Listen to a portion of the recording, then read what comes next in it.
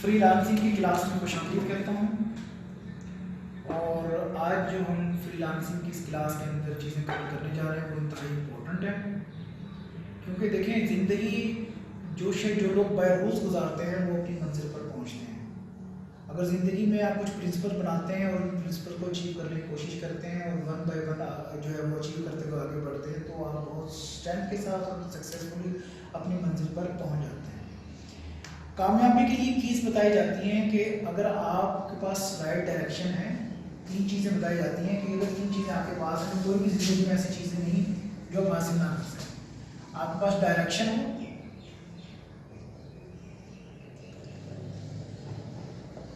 ठीक है, आपके अंदर कंसिस्टेंसी हो,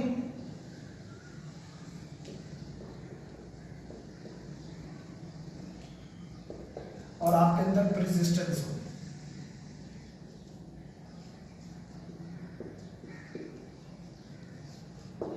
तो अगर ये तीन चीज़ें आपके अंदर पाई जाती हैं तो कोई ऐसी पावर नहीं जो आपको मंजिल तक पहुंचने से रोक सके। आपके पास राइट डायरेक्शन हो, आपको पता हो कि आपने कहाँ जाना है, आपको पता हो कंसिस्टेंसी यानी कि मुस्तकिल मिजाजी के साथ आप जो है वो चलते जाएं, और परसिस्टेंस आपके अंदर एक जुनून हो उसको हासिल करने का। दुनिया के अंदर वही लोग कामयाब होते हैं जिनके अंदर कंसिस्टेंसी से हो, परसिस्टेंस के साथ कोई डायरेक्शंस बताने वाला हो, तब कहीं जाकर क्या होता है कि मंजिल मिलती है। तो फ्रीलांसिंग एक मुसलसल जद्दोजहद का नाम है। बेसिकली आप अपनी स्किल्स सीखते हैं, आप वो मार्केट को एनालाइज करते हैं, आप फिर अपने बिड्स बनाना शुरू करते हैं, फिर देखते हैं मार्केट पर ट्रेंड क्या चल रहा है, कोई क्या आपकी की स्किल्स के मुताबिक कोई क्या रेट दे रहा है और आपने क्या रेट देना है। जब ये तमाम चीज़ें, और याद रखें ये टाइम टेकिंग है, ये नहीं है कि आपने रात को सीखा और सुबह उठे और आपको काम मिल गया। इसमें बहुत सारे लोग इन्वॉल्व होते हैं और वहाँ पर क्लाइंट्स का मिलना, उस क्लाइंट्स को सेटिस्फाई करना, ये तमाम की तमाम जो है ना बहुत ज़्यादा एक मेहनत और सब्र आजमा काम होता है। तो जिनके पास ये तीनों चीज़ें मौजूद हैं तो वो ये मेरी फ्रीलांसिंग जो है वो बहुत ही जो है वो यूजफुल प्लेटफॉर्म है। तो आज के इस क्लास के अंदर हम सीखेंगे व्हाट इज द की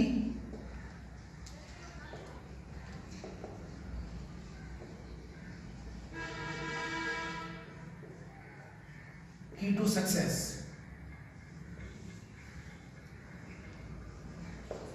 अब इसको कह रहे हैं क्योंकि हम विद रेफरेंस ऑफ फ्रीलांसिंग कह रहे हैं तो हम कहते हैं कि what is the key to success in freelancing. तो आज हम देखेंगे कि कामयाबी की क्या है, और इसको एक एक लफ्ज को, एक एक जुमले को अपने दिमाग में बिठा लें क्योंकि ये आपके लिए इंतहाई इंपॉर्टेंट है।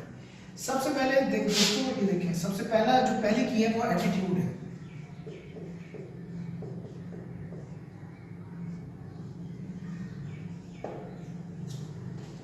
एटीट्यूड क्या होता है? बेसिकली वो आपके बिहेवियर से उसका ताल्लुक होता है और आपकी फीलिंग्स से, आपकी इमोशन से। क्या आपके पॉजिटिव एटीट्यूड है टूवर्ड्स योर वर्क, क्या आपके नेगेटिव एटीट्यूड्स हैं टूवर्ड्स योर वर्क, क्या आप जो आपको काम मिल रहा है उसको आप किस तरीके से लेते हैं, आप उसको पॉजिटिव वे में लेते हैं, मेहनत से काम करते हैं और अपने एटीट्यूड से अपने एम्प्लॉयर को सेटिस्फाई करते हैं। तो ये एटीट्यूड का पॉजिटिव होना जो है इंतहाई ज़रूरी होता है, ताकि जो आपका एम्प्लॉयर है जो आपको काम दे रहा है वो आपसे मुतमईन हो और आपके एटीट्यूड से मुतासिर होकर वो क्या करे कि वो आपको और मज़ीद काम दे। ठीक है, कि एटीट्यूड में आप देख लेंगे अगर आपके अंदर तीन चीज़ें नहीं हैं, मैं ठीक देता हूँ, आप अगर हार्ड वर्क नहीं है, ठीक है, आपके अंदर अगर ऑनेस्टी नहीं है, आपके अंदर अगर डेडिकेशन नहीं है, तो क्या है मेरे भाई कि आपका एटीट्यूड अकॉर्डिंग टू एम्प्लॉयर नहीं है। ठीक है, आप हार्ड वर्क से काम करेंगे, एम्प्लॉयर आपसे सेटिस्फाई होगा आपका एटीट्यूड से। आपके अंदर ऑनेस्टी होगी, एम्प्लॉयर आपसे आपका एटीट्यूड से मुतमईन होगा। आपके अंदर डेडिकेशन होगी, आपका एटीट्यूड अच्छा होगा, आपका एम्प्लॉयर आपसे मुतमईन होगा। ठीक है, तो पहली चीज क्या है वो आपका एटीट्यूड है जो पॉजिटिव होना चाहिए और उसके अंदर आपके अंदर। Number 2, working under easy environment.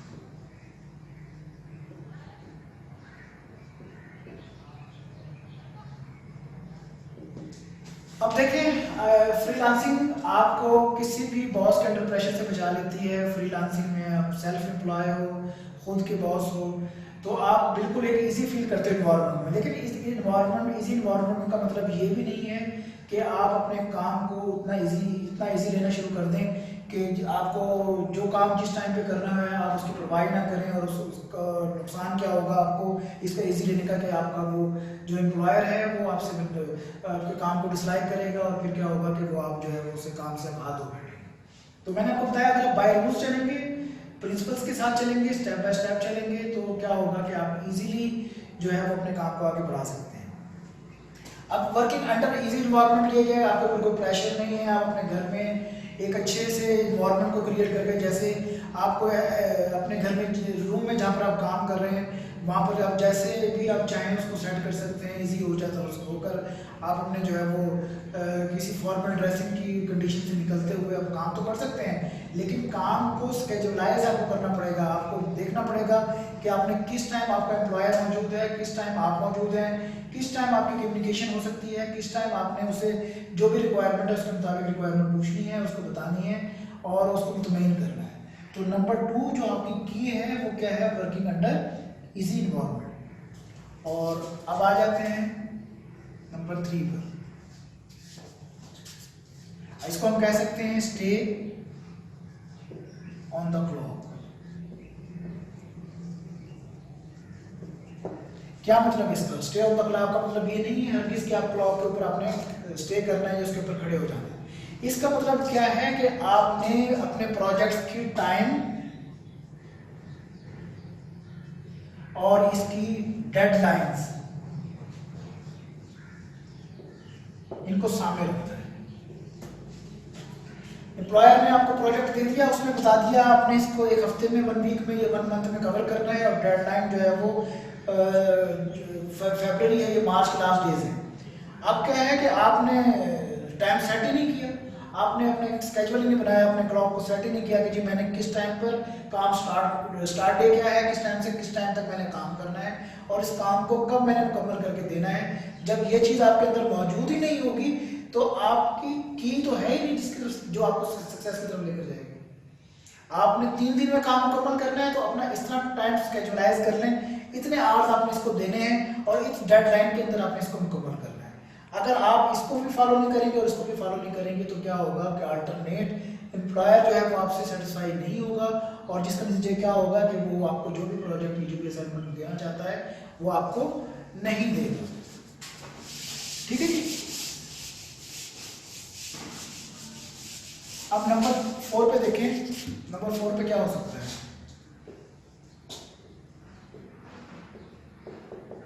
Avoid distractions.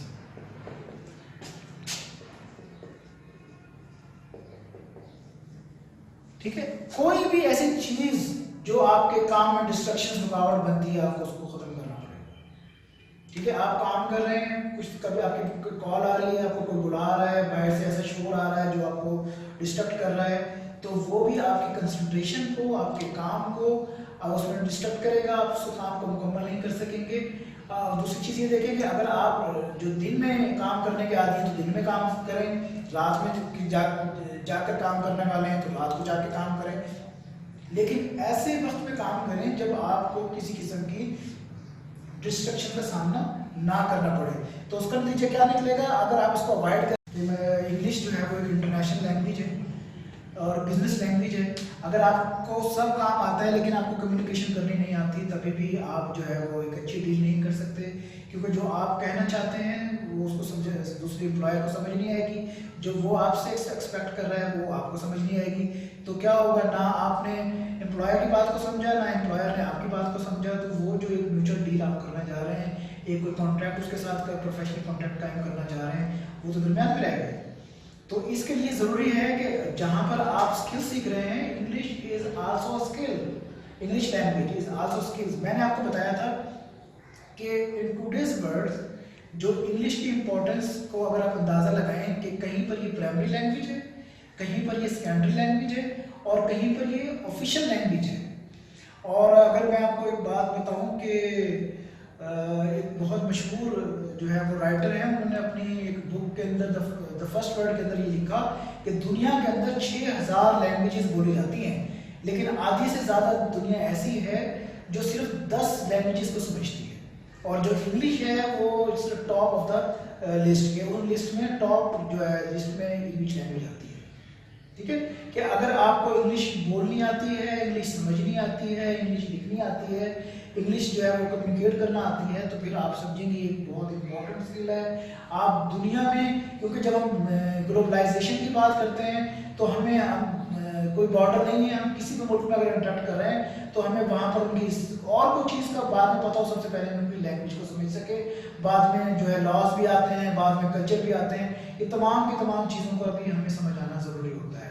तो क्या है कि आपको कम्युनिकेशन भी जो है वो समझ आनी चाहिए, पता होना चाहिए। ये भी एक ऐसी इंपॉर्टेंट स्किल है जो कहाँ लेके जाती है आपको आपकी सक्सेस की तरफ लेके जाती है। तो आज के लेक्चर में हमने देखा कि फ्रीलांसिंग में अगर आपने काम करना है तो कौन से ऐसे रूल्स हैं जो अपनी लाइफ में आप सेट करें, और उनको सामने रखते हुए आप क्या करें, आप अपने करियर को आगे बढ़ाएं, अपने स्किल्स को रिफाइन करें, और इन एटीट्यूड से आप आगे चलेंगे तो इंशाल्लाह ताला आपको सक्सेस भी होगी और जो आपके ड्रीम्स है वो।